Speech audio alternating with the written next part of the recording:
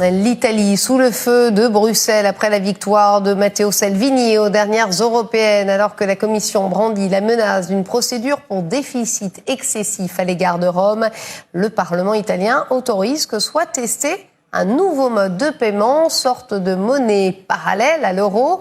Pour en parler, j'accueille l'économiste Jacques Sapir. Bonsoir Jacques, merci d'être avec Merci nous. Merci Stéphanie.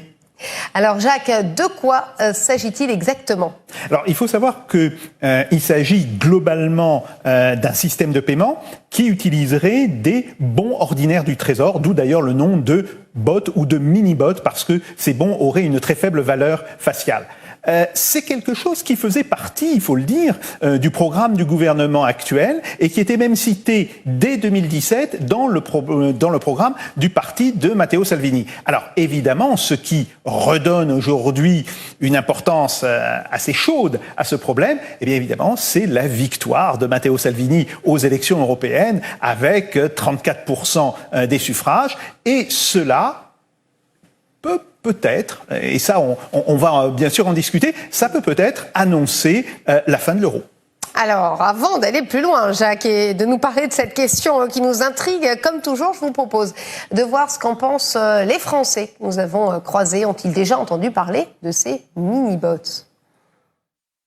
Bots, quelque chose à voir avec bots, non? Des robots? Non. Des mini-bots? Non, pas du tout. C'est pour diviser l'Europe et affaiblir l'Europe. Alors moi, je suis vraiment pas du tout d'accord avec ça. Pourquoi pas? Pourquoi pas? Faut tout essayer. Quel bénéfice pour les Italiens? Est-ce qu'il y a un vrai bénéfice? Est-ce que c'est expliqué? Je sais pas, c'est quoi le but exactement? N'importe quelle monnaie, quelle qu'elle soit, c'est une pure création et c'est une histoire de confiance. Donc si le peuple italien a confiance dans ces mini-bots, why not? Je pense pas que ça soit vraiment une bonne idée, surtout en ce moment avec la fragilité de l'Europe. Je ne considère pas que ce soit une menace, une monnaie comme celle-ci soit une menace grave pour l'euro. Mais selon mon avis, l'euro est là pour rester, oui. L'euro, ça durera avec les problèmes que ça comporte, avec aussi les petits avantages que ça comporte aussi. Mais bon, faudra vivre avec. Alors peut-être que moi je serai plus là pour voir ça, si jamais ça arrive, mais je pense pas que de mon vivant je verrai l'euro disparaître, quoi. Alors, votre réaction, cher Jacques ?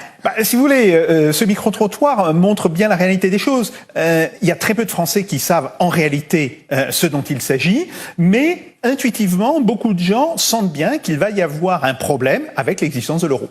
Alors Jacques, avant de développer donc sur ces mini-bots, voyons où en est l'économie italienne. C'est important, on dit que l'Italie est l'homme malade même de l'Europe. Est-ce que c'est vrai ? Alors, oui, c'est vrai, l'économie italienne va mal et on peut le voir. D'abord, elle a un problème de croissance, c'est évident. On le voit là, la croissance a été très heurtée. En fait, en moyenne, elle est extrêmement faible. Elle a eu aussi un problème au niveau de son déficit commercial qui était extrêmement important en 2010 et qui, depuis, a été corrigé. Mais il a été corrigé essentiellement parce que l'Italie a contracté de manière impressionnante ses importations. Et puis le seul point sur lequel il y a peut-être une petite lueur d'espoir, c'est le problème du déficit budgétaire, où on voit que après avoir même eu des excédents en 2010-2011, eh bien là, à nouveau, l'Italie est en train de se rapprocher du zéro. Autrement dit, un résultat qui est nettement supérieur à celui que fait la France actuellement. Alors Jacques, comment expliquer ce projet qui semble préoccuper les responsables, que ce soit à Bruxelles et à la BCE à Francfort? Alors, évidemment, le problème essentiel de l'Italie aujourd'hui, c'est la croissance.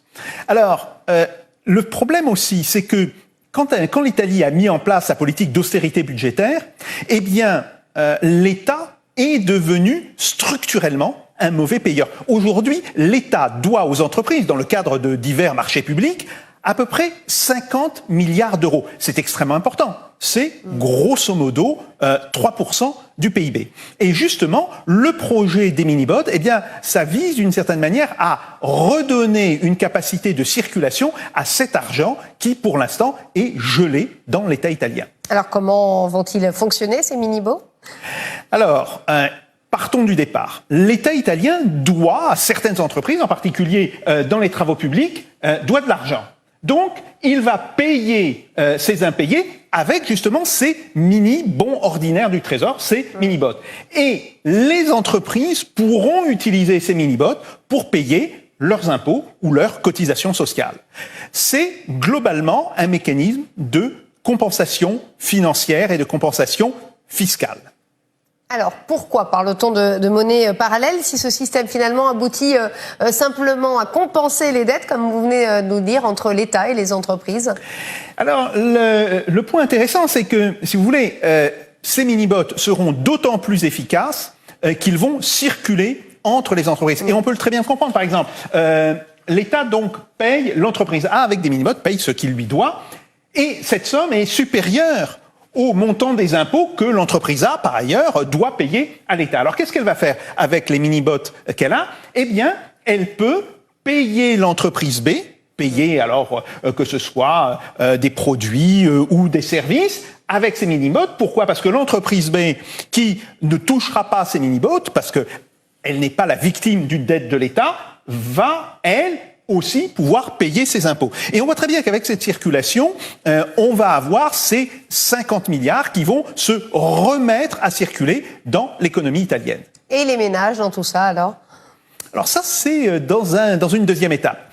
Évidemment, puisque l'État donne le droit aux entreprises de régler leurs impôts et leurs cotisations sociales avec des mini-bots, pourquoi ne donnerait-il pas ce même droit aux ménages? À ce moment-là, ça permettrait aux entreprises de payer une partie des salaires des salariés, justement avec ces mini-bots. On le voit là, l'État règle ses impayés aux entreprises. Alors, pour certaines, ces entreprises vont faire circuler les mini-bots avec d'autres entreprises et ça va revenir en paiement des impôts à l'État. Mais pour d'autres, elles vont payer une partie des salaires, bien entendu pas la totalité, et les ménages, avec cela, vont pouvoir aussi payer leurs impôts. Autrement dit, le système sera d'autant plus efficace qu'il va s'élargir à différents agents économiques. Alors, ça ressemblerait pas un petit peu à une nouvelle monnaie, finalement, Jacques? Techniquement, au départ, non, mais il est évident qu'il y a une ressemblance. Et ce, d'autant plus que, regardez à quoi va ressembler, par exemple, un mini-bon ordinaire du Trésor de 100 €. Vous voyez, c'est tout à fait le billet de 100 €. Simplement, là, vous ne voyez pas BCE, vous voyez bon du Trésor. Et puis, il y a une autre petite chose amusante. C'est le personnage qui a été choisi pour illustrer ce billet, Enrico Mattei, qui a été le patron charismatique de la Société des pétroles italiens, de la GIP, de 1946 à 1962, à sa mort dans un accident d'avion qui est probablement un attentat. Donc on voit très bien, on peut s'y tromper.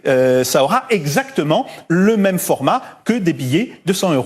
Alors, on n'en est pas encore là, Jacques, peut-être? Bien sûr que non. Bien sûr que non. Aujourd'hui, on est uniquement au niveau de la compensation fiscale. Mais il est évident que le gouvernement italien pourrait élargir les conditions de circulation, et d'une certaine manière, il devrait le faire, et qu'à ce moment-là, les mini-bots pourraient circuler dans l'économie italienne, probablement se substituer aux euros. Et on peut se poser une question. À partir du moment où il circule dans l'économie italienne, pourquoi le gouvernement italien ne dirait pas, voilà, maintenant, les euros c'est fini, vous n'utilisez plus que des mini-bots, et on les redénomme la lire. Et à ce moment-là, l'Italie serait sortie en douceur, sans faire de drame, de la zone euro. Et les mini-bots n'ont plus de secret pour nous grâce à vous. Merci, Jacques Sapir. Merci beaucoup.